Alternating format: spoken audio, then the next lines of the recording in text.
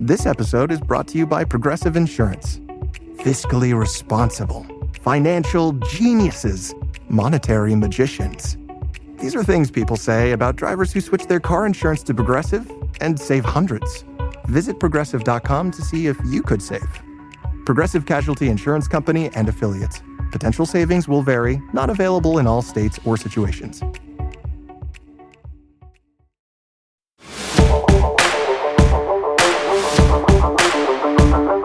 In coaching, who speaks for you often matters just as much as what you've done. But a great recommendation doesn't happen by accident. It's earned and asked for the right way.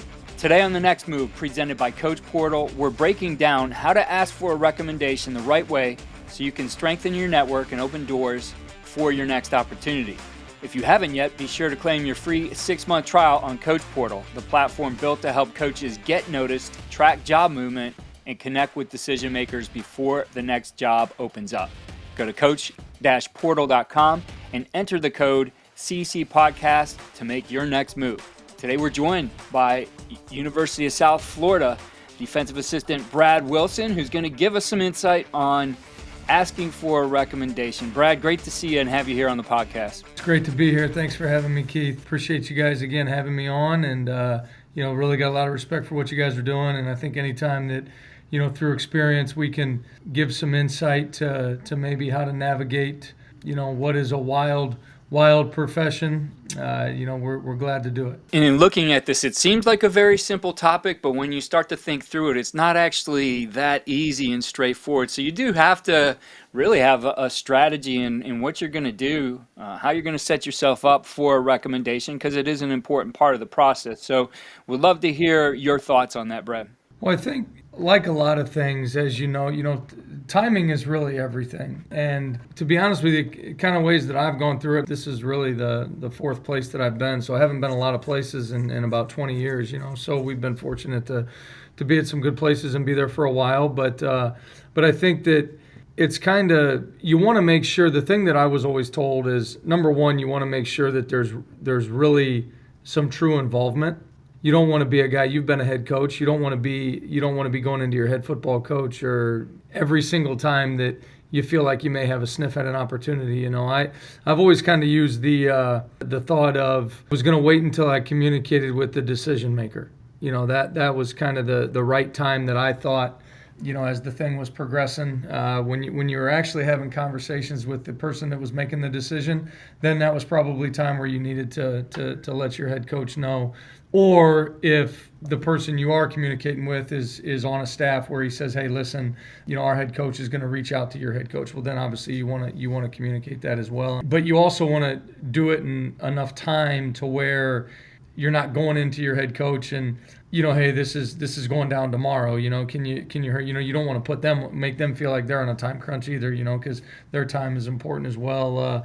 But I think that it all comes down to, you want to be, pretty specific with what you're looking at. Make sure that in order for them to be able to give you a great recommendation, they know exactly what the position entails, what you're looking at doing at the next spot. And, I think that is important. And really, like I said, it's about great communication. You don't ever want it to be, obviously we've been fortunate that the head football coaches that we've worked for have been very good with wanting to help you advance in your career, wanting to help you, knowing what your goals are.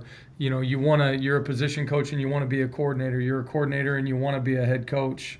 Or there are some things that come around that are just better opportunities personally and professionally. And for the most part, whether they like to admit it or not, they know that. And so I think that's a big piece of it too, is making sure that throughout the process and throughout your time at a place, that head coach knows what you want to do and knows what your goals and your aspirations are. And then obviously we always, be where your feet are though, at the same time. You want to make sure that you do a great job at the place that you're at and really make it easy for them to to pick up the phone and say, obviously the greatest quality I believe that you can have as an assistant coach is loyalty, to the head football coach and his mission.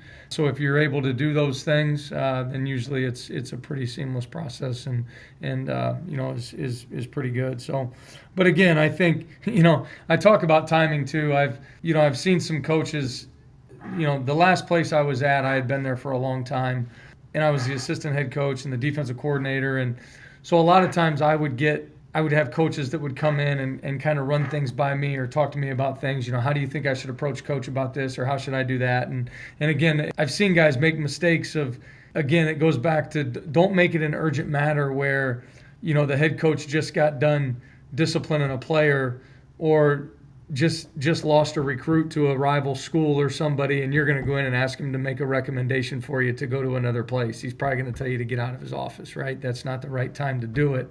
Obviously it's really easy when you've been successful, and you're coming off of a successful year, or a year where your position or your side of the ball played really well and gave the team a great opportunity to win every week. But to me, you as a coach have to understand that and know the guy that you're working for, and know that if you feel like you've done a great job of fulfilling the obligations that he's asked you to do. So, but I think those are extremely critical, and then if that happens, then no matter what happens from there, be appreciative of the fact that they were willing to help you out. I think that is critical as well, because not every head coach is willing to do that. They all say they are. They all say that they want to help you, but when it comes right down to it, sometimes that's not always the case. So you just, like I said, you have to be really appreciative of their time. And again, I just think that timing is everything. I mean, over the years, the way that college football in particular is now, that hiring cycle and that calendar is kind of out the window. I mean, we lost a coach a year ago, after spring practice, going into May recruiting. And, he was a great coach, great person, and was really, really upset to lose him. But then again, I understand, he was in the situation because the school that he was going to, that guy left for another. Again, there really is no cycle anymore. And so it used to be, usually once you got out of that winter recruiting cycle and you were getting ready to head into spring ball, usually had a pretty good idea what that staff was going to look like, and that's just not always the case anymore. So, but again, I think timing is like anything. Timing and communication are very critical, very critical. So when you look at your own career, have you received one of those recommendations that has made a big impact on you getting a job? Absolutely. I think I want to say, when I first started at Ashland University, it's kind of a funny story. I was going to school there as a student, and my wife also, she was my girlfriend at the time, was also going to school there as well, and she was in charge of intramurals. She was in rec sports, and she was a supervisor, and it just so happened that the rec sports, where they were, whether it was basketball, whatever they were doing, is right across the hallway from the football offices. And Lee Owens came over to watch some of his football guys play basketball one night in an intramural championship or whatever it was. And so Amber approaches him, and she says, hey, coach, she introduces herself, and basically along the lines of, my boyfriend coaches high school football over at Shelby High School, and he's they're in spring right now. They're not really doing anything. Get anything around here he can do? He goes to school here. Is there anything he can? And so she's been like my agent from day one, and so she really kind of got my career kicked off, to be honest with you. And so that was pretty unique, but that's how it all started there at Ashland. Then I became a student coach there, and was fortunate to get the opportunity after I left there to go to Bowling Green, and that was in large part because of some camps that I had worked over the years and some guys that I had met throughout the years. Back when camps were camps and you were actually working and coaching instead of just walking around and evaluating. So that was, you were actually kind of had some on-job training there. And so I was able to go to Bowling Green for a year, but then Coach Owens hired me back after a year and was there for 4. And then when we went up to Wayne State with Coach Paul Winters, who's obviously one of the absolute best to ever have done it, both as a coach and a person. He's a great mentor of mine, and gave us the opportunity to come up there as a defensive coordinator, and that was basically in large part, according to him, just the way that our guys played, the way that we played, and then obviously the background that he had with Lee Owens as well, and competing against them in both on the field and in recruiting every year. So I guess from that standpoint, it was kind of refreshing to me that we were able to get to Ashland because of maybe the job that we had done there in a previous role. And then we were able to get to Wayne because of maybe the way that our guys had played and looked like they played hard. They knew what they were doing. They communicated, and we had some great battles with Wayne State over the years. So, just really fortunate that was recognized. But to your point, I had known Kurt Mallory before I got to Indiana State. I had worked Michigan camp, and you didn't grow up in the Midwest coaching and not be familiar with the Mallory name, so I had tremendous respect for him and his family. And really, when that opportunity came about, that really came because of the relationship and the connection to people that I had worked with before and that also knew Coach, because I had never worked with Kurt Mallory before. Like I said, just worked camp with him. And, obviously he, treated me very well at that camp and thought I did a great job for him or obviously wouldn't have hired me. But again, that went back to the relationships and just,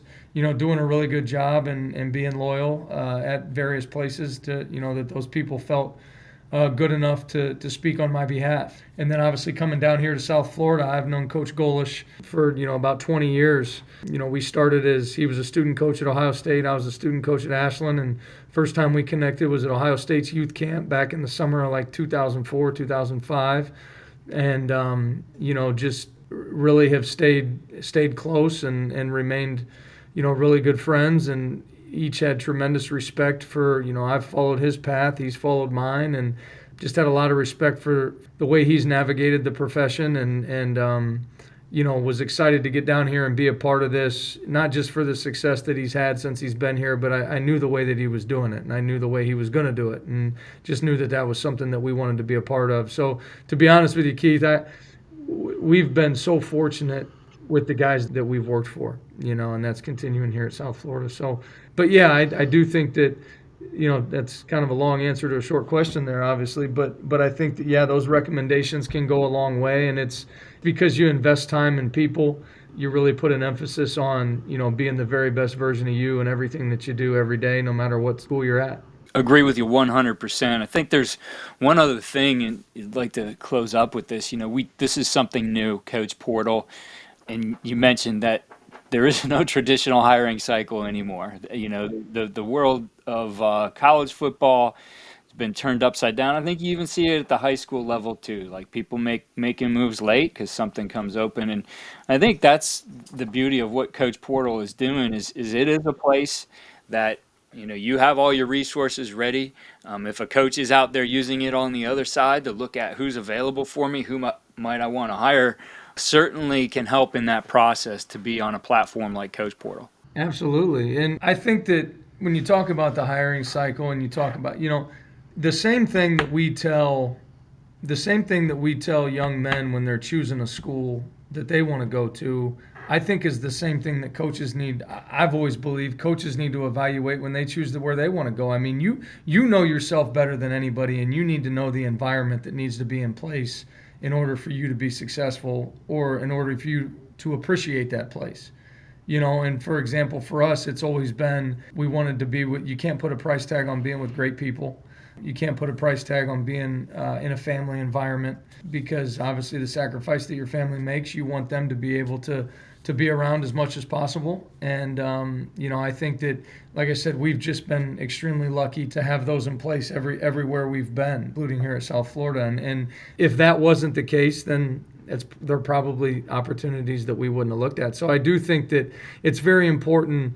A lot of times coaches can think that, I want to be at this place. Maybe it's a logo, maybe it's a paycheck, maybe it's the perception of your status, to the outside people. But at the end of the day, again, I just don't think you can put a price tag on being with great people and players, coaches, being in an environment that you really enjoy, coming to every single day. Because obviously, as we all know, you're going to put a lot of time in. If you want to win and you want to do it the right way, you're going to have to put a lot of time in there. So you may as well like who you're around and enjoy what you're doing.